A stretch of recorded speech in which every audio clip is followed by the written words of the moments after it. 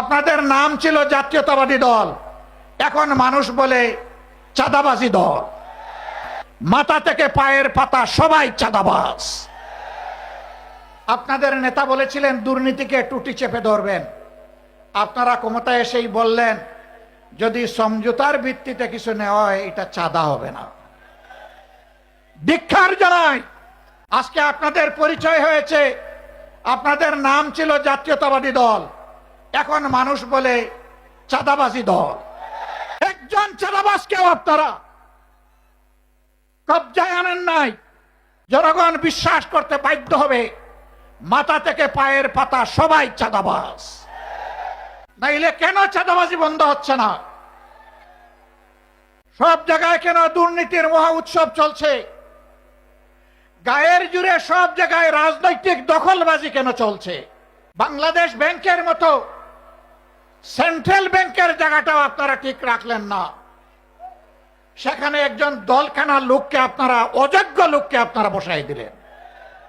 বিভিন্ন পাবলিক বিশ্ববিদ্যালয়, একদিকে গিয়ে আপনারা বলবেন অতীতে রাজনৈতিক বিবেচনায় নিয়োগ দেওয়ার কারণে পাবলিক বিশ্ববিদ্যালয়গুলা মান রক্ষা করতে পারে নাই, বিশ্বমানে আসতে পারে নাই।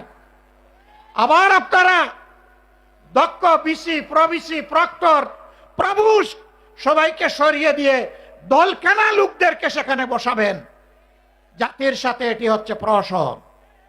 প্রশাসনে যদি নিবেদিত প্রাণ দেশপ্রেমিক দক্ষ যোগ্য মানুষদেরকে তালপট্টিতে খাল বিলে পাঠিয়ে দলখানাদেরকে যদি অযোগ্য জায়গায় বসানো হয়, মনে রাখবেন এর খেসারত শুধু জাতি দিবে না, এর আগে আপনাদেরকে দিতে হবে। আমরা প্রত্যেকটি বিষয়ে কথা বলবো, আমরা কাউকে ছেড়ে কথা বলবো না। সংসদে লড়াই করব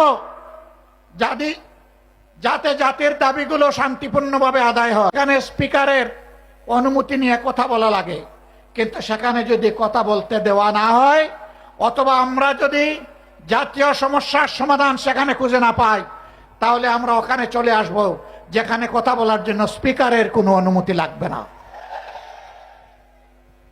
আমরা তখন জনগণের পার্লামেন্টে চলে আসব।